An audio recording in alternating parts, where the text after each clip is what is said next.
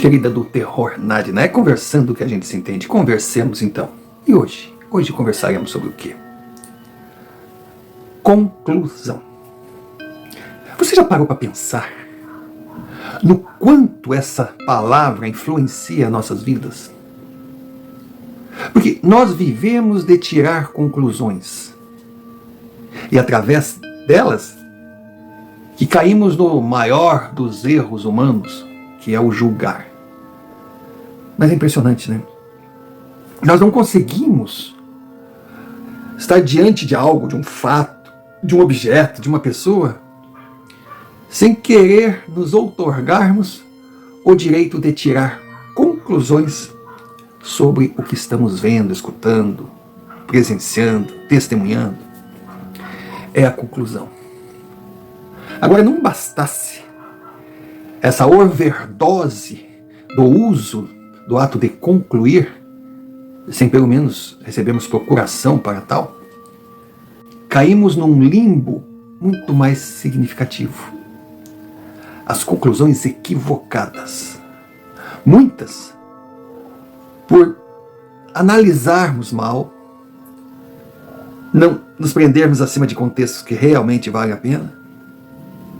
Outras vezes, pelo radicalismo daquilo que nós acreditamos ser certo.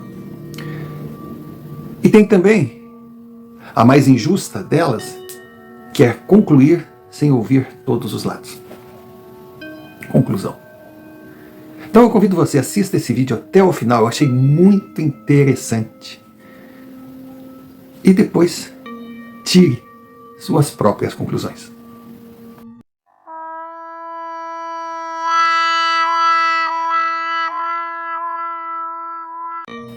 Senhor Romário, eu sou o Eduardo.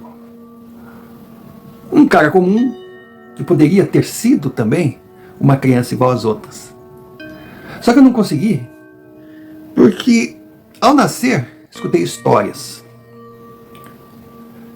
Uma das histórias mais, digamos assim, preponderantes, importantes, foi o fato de saber que Rogério, o meu paizão, meu pai maravilhoso, meu pai perfeito, não era meu pai. Sabe? Existe todo tipo de forma de pensar, gente que concorda, gente que discorda, gente que defende a tese que tem certas verdades que não devem ser ditas para crianças e outros que falam o contrário, não, que a criança tem que saber desde cedo, porque por mais que doa a verdade, ela tem que ser dita e a criança terá a chance de crescer administrando essa verdade.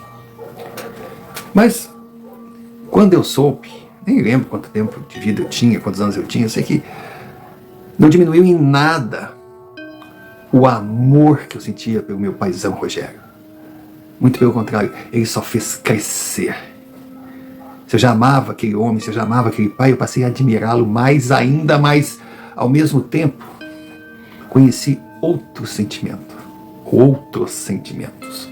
Ódio, desprezo, ojeriza por aquele que deveria ser meu pai, mas optou em não ser.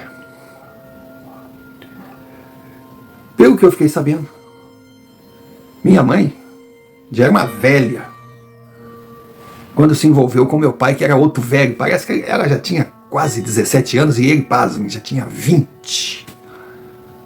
Aquelas idades para mim na época eram um passo para se tornar idoso.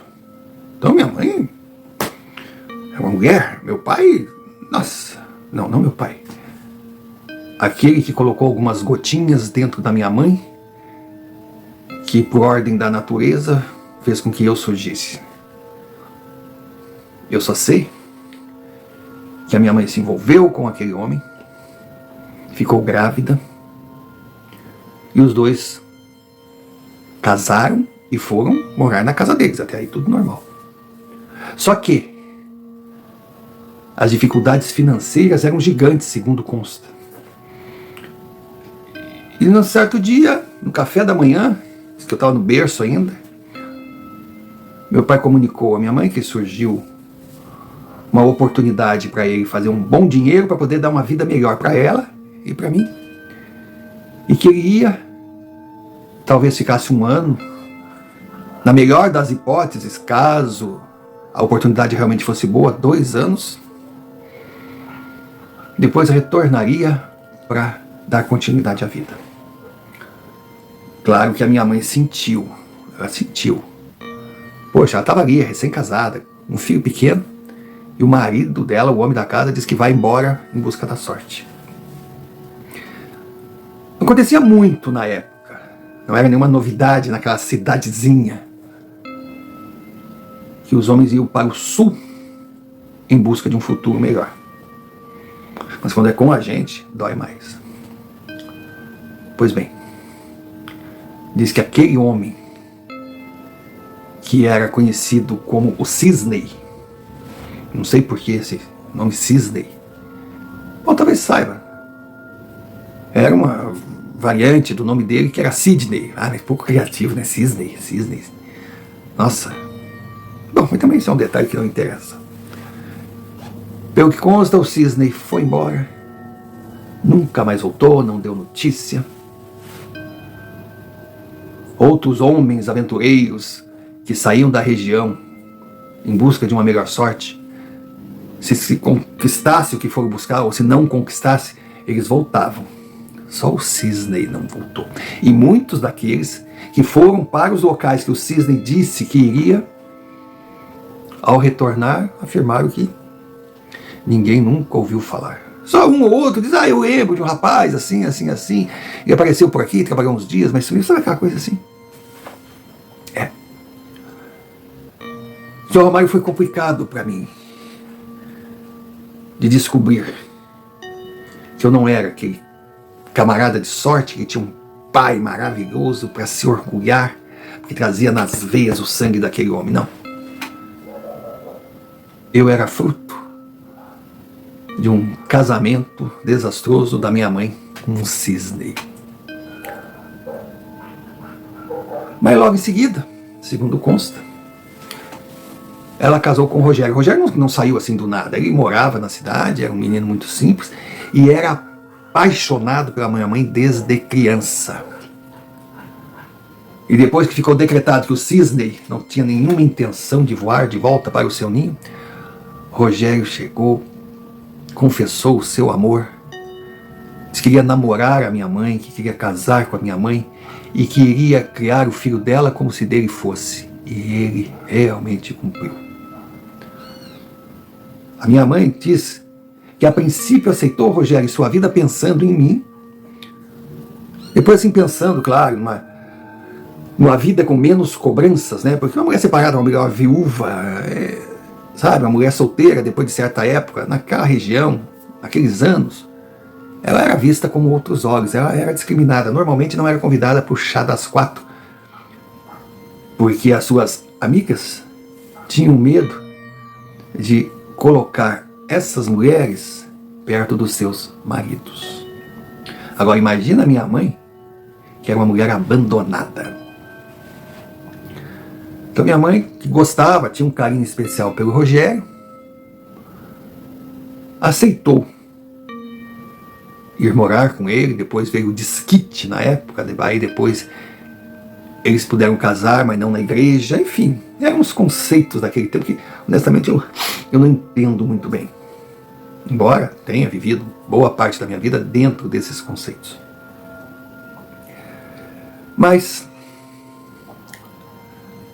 a minha mãe não podia mais ter filhos, porque além de tudo, o parto dela para que eu nascesse foi complicado.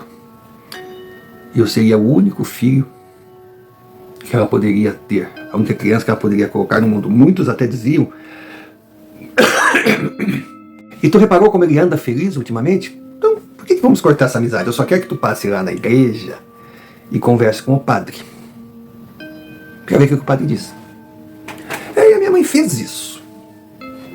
Aí o padre Aurélio, ouviu e disse, o Rogério tem razão. Não é regra geral, mas também não é nada de anormal. Tem muitas crianças, principalmente as mais sozinhas, que arrumam amigos na infância. Mas são fruto da imaginação deles, outros são até alguns anjos, vamos saber. Mas claro, tem um risco de ser algo ruim, algum encosto, querendo, sabe, usufruir da ingenuidade da criança. Mas amanhã eu vou lá tomar um café com a senhora e com o Rogério e vamos ver o que acontece. Para mim não foi nenhuma surpresa, que o padre Aurélio gostava de filar uma boia aqui, olha, não era só. E ele foi. E a minha mãe, até seguindo o que o padre tinha falado, não disse que eu ia lá, então eu não sabia. Sabe, tipo uma estratégia de aproximação. E aí eu estava lá nos fundos brincando com o Pedro. Estava montando a minha casa, já estava conseguindo a palha para botar telha, estava ficando bonita a casa. Foi quando a minha mãe me chamou. Filho, vem tomar um café, traz teu amiguinho. Eu digo, vamos lá, Pedro? Ele, vamos. Aí quando entramos na sala, o padre Aurélio estava lá. Eu olhei pro Pedro, ele estava parado olhando.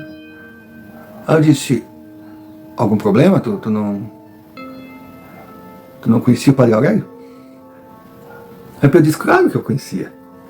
Ele é gente boa, só estou surpreso dele estar aqui, né? Ele não tem uma igreja para cuidar e nós demos risada. Foi que ele falou fila a boia, aí eu falei fila a boia, o padre ouviu como? O Rogério disse, ô filho, o que está acontecendo? Eu digo, não, eu estou conversando com o Pedro. Aí o padre, o Pedro está aí, tá? Tudo bem, Pedro? Disse o padre. O Pedro só fez assim para ele. Então, vamos tomar café? Vamos tomar café. E tomamos o café, eu não estava muito afim de tomar café, também não estava muito afim de ficar ali com o padre, aquela conversa de padre, sabe? Aí pedi para minha mãe se a gente podia ir voltar para brincar, minha mãe autorizou. Quando saímos, o padre Aurélio olhou e disse, fiquem tranquilos, deixe ele brincar com um novo amigo, deixe ele ser feliz do jeito dele, porque seja lá o que está do lado dele, é do bem. Eu não senti nenhuma energia negativa, nada demoníaco, é do bem. Vai ver que é um anjinho que se materializou para fazer companhia pro Edu. E assim a vida seguiu. Quando eu fiz 15 anos, a minha mãe convidou algumas pessoas da vizinhança. Eu fiquei com medo de convidar, porque eu achava que não iria ninguém. Já imaginou? A gente fala 15 anos hoje, é um homem, né? Mas na época eu ainda era uma criança. Na escola eu tive poucos amigos, tanto no fundamental como no ensino médio. Eu não ia na casa de ninguém, ninguém vinha na minha casa, então aquele convite realmente me deixou assustado. E se não vier ninguém, eu vou ficar iludido aqui. Mas não, foi bastante gente. Até foram umas meninas que eu não esperava, foram algumas mães. Nossa, eu tive uma festa de aniversário muito legal. Só que o Pedro Francisco não apareceu. Eu lembro que eu estava parado, o pessoal tudo brincando ali, minha mãe servindo os refrescos, sabe? Era aqueles quisuco, aqueles salgadinhos, tinha umas bandeirinhas, aquela festa bem de interior mesmo. Aí veio Suzana. Suzana era uma menina muito bonitinha que tinha na época, já era uma mocinha, estava com seus 12 anos, e eu até me assustei, porque sabe, mulher transforma. Ela era uma criança há bem pouco tempo, fazia uns meses que eu não a via, e ela estava bonitinha, estava até com os peitinhos, tava. Aí a Suzana veio conversar comigo, ela era um doce. Aí perguntou se eu estava triste, o que estava acontecendo, se eu não estava gostando da festa. Eu disse, nossa, estou gostando, eu não esperava tanta gente aqui, eu pensei que ninguém gostava de mim. Ela disse, não. Quer saber, eu posso te contar um segredo? Eu digo, pode. Tem muitos meninos, muitas meninas aí que comentam que não falam contigo, porque tu é um cara esquisito. Como assim esquisito? É que tu é um cara esquisito, não fala com ninguém. Eu disse, mas eu achava que eles não gostavam de falar comigo, sabe aquela história toda? Aí a Suzana chamou outros meninos lá, eles vieram, fala pra mim, fala pra ele que vocês falaram pra mim, eles ficaram meio sem jeito assim. A Suzana era novinha, 3 anos, 2 anos mais nova que a nossa, mas tinha uma cabeça boa, e eles falaram. E eu comecei a descobrir que ali o pessoal todo era muito legal. Eu é que era o bicho do mato. E também comecei a descobrir que eu fiquei encantado com a Suzana. E aí eu passei a ficar mais tarde na escola, porque a Suzana, eu estava no último ano, a Suzana estava no primeiro ano. E eu estudava de manhã e ela de tarde. Eu ficava lá para esperar a Suzaninha. E olha, a gente começou a ser vistos juntos. A gente andava para cima e para baixo. Aí vinha aquele murmurinho de estar namorando. Sabe aquela coisa assim? E a coisa foi indo, foi indo. Eu fiz 16, ela fez 13, eu fiz 17, ela fez 14. Aí eu terminei o ensino médio, comecei a trabalhar. Aí fiz 18, ela fez 15. Aí eu tomei coragem, encarei o velho Afonso. O Afonso, pai da Suzana, tinha 2 metros de altura, o cara era assim. Aí eu fui pedir a Suzana em namoro, eu tremia, que Deus me livre. Ele olhou pra minha cara: tu quer namorar minha filha? Mas sério? Com intenção boa? Tu não quer brincar com a minha filha? Eu olhava assim: não, seu Afonso. Tipo assim, olha, até que se eu quisesse até bem pouco tempo, depois de agora, não. Eu disse: tu dá a tua palavra que tu vai cuidar da minha filha, que tu não vai judiar dela? Eu digo: claro, seu Afonso. Ah, então tá. Filho do Rogério aqui é bem-vindo. Oh, vem cá, meu genro. Mas assim... Aí ele apertou minha mão, puxou assim, olhou pra... Por que tu demorou tanto pra me pedir ela em namoro? Ah, uma coisa... Concreta. Claro, tiveram normas. Eu poderia ir apenas na quarta-feira e no sábado. Ela só sairia comigo para passear, para fazer coisa com autorização dos pais. E como eles sabiam que eu ia na escola para encontrá-la, eles não iam fazer nenhuma oposição, mas que fosse da escola para casa, da casa para a escola. E ali a gente tinha cumprido, todo mundo conhecia, todo mundo, se tu parasse atrás de uma árvore para pegar um papel de bala, rapidinho estava todo mundo sabendo o que você estava fazendo atrás da árvore. E o namoro foi se formando, mas eu estava com a saudade do Pedro Francisco. Sabe? Eu queria conversar com ele. Na verdade, eu conversava com ele durante a noite, como se ele estivesse ali. E eu podia falar com ele tranquilamente, sem ninguém ver, porque nunca viram mesmo. O fato de eu não estar vendo é que mudava, mas para os outros era a mesma coisa. E eu gostava muito de jogar bola. E depois do trabalho, a gente costumava jogar o futebol de salão numa quadra que tinha na cidade. Fomos lá, cada um, as turmas alugavam a hora, né? Tinha os refletores. Então fomos jogar bola. E eu tô jogando. De repente, eu senti uma falta de ar. Uma coisa estranha. Até parei um pouco. Os caras chegaram e perguntaram: tu tá bem? Sei lá. Senti uma falta de ar. Já ouvi um grito lá: deve ser gases. Sabe essa coisa assim?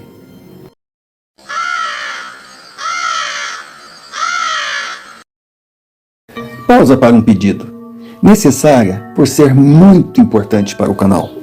Se você ainda não é inscrito, inscreva-se, deixe o seu like, comente, compartilhe, clique sino de notificações para receber mais vídeos produzidos por nós.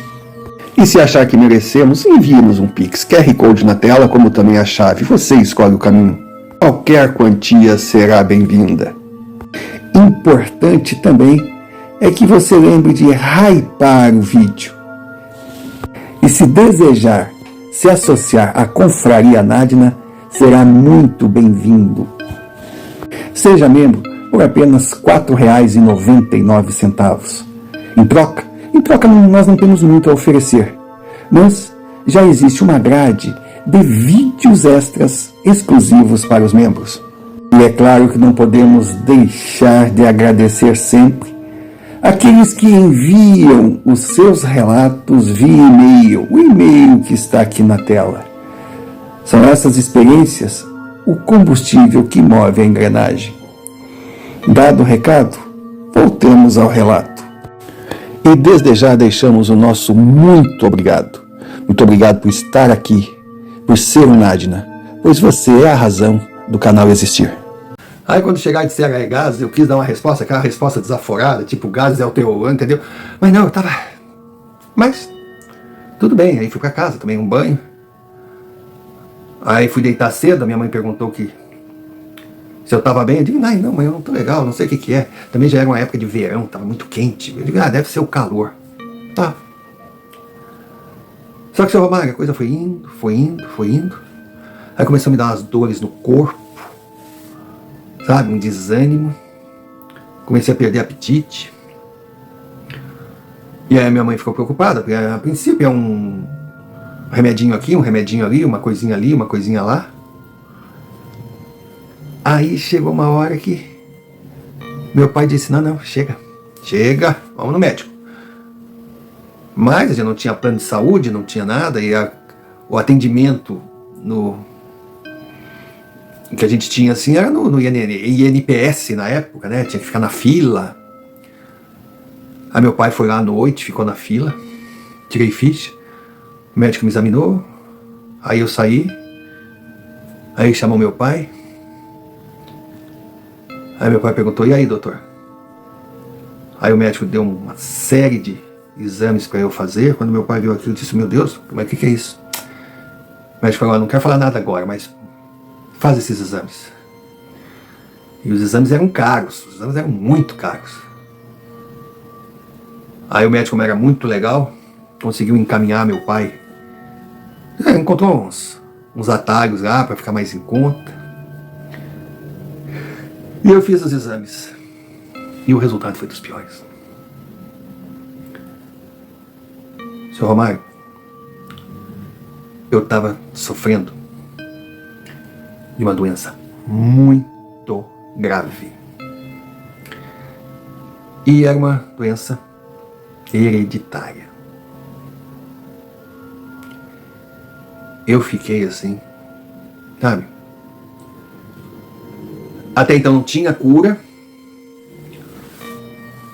Eu poderia levar uma vida relativamente normal, teria que ter um acompanhamento médico, teria que fazer um tratamento, uma série de restrições. Aquilo acabou comigo.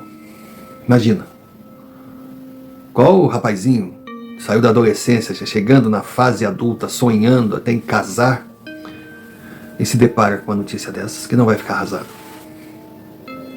Eu estava mal. Eu estava muito mal. E eu lembro que depois de ter o diagnóstico, ter uma série de colocações do médico, que havia casos de cura, que nem tudo estava perdido, que eu descobri o mal em tempo hábil, aquele papo todo, entendeu? Que o médico tenta te botar pra cima, te dando uma certeza que ele não tem. Aí eu estava em casa, no meu quarto, uma angústia, pensando também que eu não podia dar aquele prejuízo para meus pais. Eu não podia, o Rogério batalhou tanto, agora conseguiu montar a casinha dele, agora que ele estava feliz da vida, tinha comprado um carrinho, ele estava até pensando, se dependesse, se precisasse, ele venderia o carrinho dele para pagar o tratamento, sabe aquela coisa assim. Eu terminei com a Suzana, nossa, ela chorou, eu disse que não adiantava ela ficar comigo, porque aquela coisa, depois que ela foi embora eu fiquei pior ainda, depois ela ia lá em casa dizendo que ela não queria terminar, minha mãe dizia para ela dar um tempo, que a minha cabeça não estava legal, sabe? E aí eu tô deitado, quando eu olho na minha frente está de pé um homem que eu nunca tinha visto na vida. Ele me olhou assim. Aí eu digo, não estou sonhando, não estava dormindo. Será que a doença está me deixando delirando? Aí eu olhei para ele assim, e aí? Ele deu um sorriso. Mas quando ele deu um sorriso, aquela coisa assim parece que irradiou em mim. Era o Pedro Francisco. Eu digo, Pedro Francisco, é você? Onde é que tu andou, vivente? Ele olhou para mim assim, como é que tu tá, meu amigo, meu querido? Tudo bem? Aí eu queria responder a pergunta, mas eu estava impressionado com Pedro Francisco. Mas poxa, como tu tá grande, como tu tá forte, tá velho.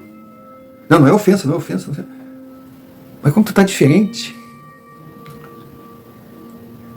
Aí ele me disse assim, eu tô igual, eu sempre fui assim. Eu disse, não, tu era uma criança. Deus do céu, tu tinha a minha idade. Ele falou, meu filho, aquela criança era a forma que você queria me ver. E outra, meu nome não é Pedro Francisco. E aí sabe quando alguém olha direto nos teus olhos? Eu me arrepiei todo e disse: pai, é você, Cisne? Ele sorriu e disse: sou eu, meu filho. Eu disse: pai, todo mundo falou que tu me abandonou, que tu abandonou todo mundo. Pai, onde é que tu andou? Filho, eu nunca te abandonei. Eu sempre estive aqui. Tu é meu filho adorado. Eu agradeço a tua mãe, ao Rogério, por ter feito por você o que eu não pude, mas eu nunca te abandonei. E não vou te abandonar nunca. Eu falei: pai, eu não estou entendendo. Por que o senhor não mandou notícia? Pai, eu confesso, eu não gostava muito do senhor. Ele: não é que você não gostava de mim, você me odiava. Com razão. Quem iria querer bem um pai que o abandonou? E era isso que você pensava. Mas pai, por que tu sumiu? Ele falou: foi desejo do Criador. Ele achou que tinha chegado a minha hora para me levar junto com ele. E usou a doença que agora pegou você como razão para que eu não permanecesse mais aqui. Senhor Romário, eu olhei assim: Cisne, faz isso comigo não. Você tá morto? Você não existe? Eu tô vendo coisas, sabe? Eu, filho, se você tá me vendo, eu existo. E o que é morte? Eu tô aqui, meu filho. Eu tô aqui para cumprir o que me manteve aqui. Evitar que essa doença tire de você o que tirou de mim. Eu tô aqui para te proteger, meu filho. Pode confiar no teu pai. Pode confiar no amor que o teu pai sente por ti. Porque eu te amo, meu filho. Meu amor é tão gigantesco, tão infinito, que é igual ao amor que o Rogério sente por ti. Porque esse é o amor de pai. E ele botou a mão assim, próximo.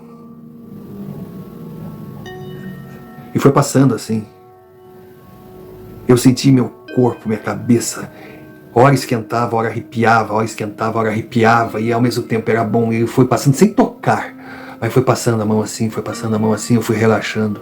Eu já estava tenso naquele dia, naquela coisa, aqueles pensamentos ruins, aquela decepção. Eu sei que eu dormi. Seu Romário, eu dormi e tive um sonho. Eu voltei ao tempo de eu criança, com meu pai na mesa da sala conversando com a minha mãe chorando, ele dizendo que ia embora, mas ia voltar, com ele entrando no meu quarto assim, chorando, me cobrindo, me abraçando, me beijando, e eu dormindo, com ele embarcando naquele pau de arara. Eu vi ele olhando assim pro ranchinho dele, pra casinha dele, a dor que ele sentia, mas a coragem, a raça e a certeza que ele ia voltar. Eu vi ele chegando no sul, trabalhando, guardando todos os centavos, mas se descobrindo doente. Sabendo que a doença dele era incurável, que o tratamento era muito caro e não dava garantia de nada. E que ele não faria isso com a família dele, ele não voltaria sendo um problema para a mulher e para o filho dele. Então o dinheiro que ele tinha ganho, ele mandou para minha mãe.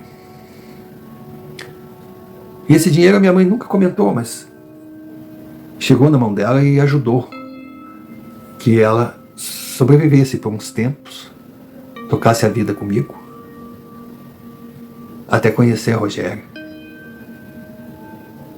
E eu via também meu pai no fundo de uma cama de hospital, num quarto gigantesco, cheio de gente, sozinho, agoniado, carente, definhando, até partir desse plano. Eu, naquele sonho, eu chorava e pedia desculpas para ele. E assim eu acordei chorando. Minha mãe estava na cabeceira da minha cama, perguntou o que eu tinha, eu disse, não sei, eu sonhei. Ela sonhou com o quê? Aí eu não sei. Aí ele olhou na cama assim, eu estava suado, eu estava com um cheiro horrível, assim. E ela olhava na minha pele, onde tinha umas manchas, umas coisas que estava espalhando para a pele, não tinha mais nada, e eu respirava melhor. Aí ela foi me ajudar para eu levantar para tomar um banho. Eu levantei sem precisar muito de ajuda, claro, meio tonto, meio cambaleando. Fui, tomei um banho. Quando eu voltei do banho, ela pegou aquela roupa de cama, botou tudo para lavar, e eu sentei. Eu tava com uma fome, eu comi igual um condenado, com um último desejo. Aí chamaram o médico, ele veio, depois chamaram outro, depois eu fiz exame, depois chamaram o padre. E ninguém sabia o que dizer ou explicar. Mas eu estava curado. O único que encontrou uma palavra que pudesse definir foi o padre, quando ele disse milagre. Os médicos pediram autorização para levar meu caso para estudo, para análise, para ver como é que foi a reação do meu corpo, levar meu sangue para ver se eu tinha, alguma defesa natural que poderia ajudar outras pessoas, embora minha doença fosse rara. Eu poderia fazer bem a todos. Eu aceitei, eu já liguei para Suzana. Meses depois nós casamos.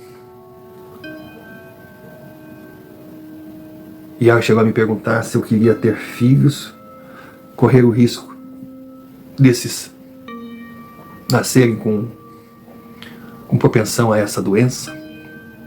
Aí nós conversamos, sim. Nós íamos querer filhos. E tivemos 4. Nenhum biológico. Porque Rogério me ensinou que ser pai é estar sempre ao lado do filho, ajudá-lo a crescer, prepará-lo para a vida. E o Cisne me ensinou que ser pai é jamais abandonar o seu filho, mesmo que ele não reconheça e não saiba o quanto você o ama. Então eu tive 2 grandes exemplos do que é ser pai, independente do biológico ou não. E a conclusão que eu cheguei foi que eu teria que ser, sim, um grande pai, cuidar dos meus filhos. Filhos que eu escolhi para criar, sem colocar a vida deles na reta de uma doença que fatalmente iria atingi-los. No sonho que eu tive com meu pai, eu lembro nitidamente da avenida que terminava, entrava à direita. Aos poucos o bairro ia ficando cada vez mais humilde, até mesmo o asfalto ia perdendo em qualidade, as construções, até passar por uma região basicamente só de terrenos baldios, campos, e no final um cemitério pequeno. Aí que eu andava por aquele cemitério até chegar bem num canto. Tinham várias covas cujas pessoas que eram enterradas nem nome recebiam, eram números. E eu vi meu pai ser colocado naquela cova e botaram o número 817. Eu procurei muito para ver alguma cidade, algum vilarejo, algum local no sul que eu pudesse identificar, principalmente a avenida. E essa avenida muito bonita tinha uma praça com uma igreja que chamava atenção. Foi a partir dessa igreja que eu comecei as minhas pesquisas, até finalmente encontrar. Parecia que eu estava buscando o nada, uma imagem que surgiu da minha imaginação, de um sonho nebuloso. Mas quando eu cheguei naquela cidadezinha, naquela avenida, diante da porta da igreja e vi a sequência, eu tinha certeza. De alguma forma, eu havia estado lá. Segui a rota até chegar no pequeno cemitério, até chegar naquele túmulo, encontrar o número que eu vi claramente no meu sonho, retirar os restos mortais dali e levá-los para minha cidade, onde eu pude enterrar o Cisne junto daqueles que ele sempre amou, junto da sua família. Antes de ir, embora tivesse certeza, o meu senso crítico dizia que eu poderia estar embarcando numa viagem totalmente fora da realidade e até mesmo ir em busca de restos mortais de um estranho. Como ter certeza? Como saber que se eu encontrasse o número 817 num pequeno cemitério de uma cidade que eu nem ao menos conhecia, aquele ali seria meu pai? Foi quando minha mãe falou: olhe na cabeça dele, no crânio, no lado direito. Se tiver um sinal de fratura, não tenha dúvida que é ele. Porque ela conhecia meu pai desde criança. E ela sempre contava que ele era meio maluco, não por acaso, mas que ele tinha levado uma bochada na cabeça quando ainda menino. Bochada, aquele jogo de bocha mesmo, alguns chamam de bochas. São aquelas bolas pesadas, tem um balinho e o jogo está em colocar o maior número de bolas possível perto daquela bolinha menor. Pois, segundo a minha mãe contava, o Cisne estava ali ingenuamente, inocentemente assistindo uma partida, quando um jogador deu uma bochada, que era jogar por cima, não na areia, mas jogar por cima para pegar a bola de seco. E nessa de espirrar a bola, ela bateu na cabeça do meu pai e deixou uma marca profunda. Eu fui. Eu pedi para abrir o túmulo. Eu queria exumação. Eu queria tentar identificar, contei toda a história. Claro, os locais demonstraram boa vontade, porque para eles era uma vitória quando alguém considerado indigente fosse encontrado pela família e tivesse um enterro decente, digno. E eu segui todos os trâmites. E ao analisar o crânio, ali estava a bochada que deixou meu amado Cisne meio ruim da cabeça, segundo contam aqueles que conviveram com ele. É claro que essa identificação serviu para facilitar e agilizar os trâmites legais, porque para mim não acrescentou nada.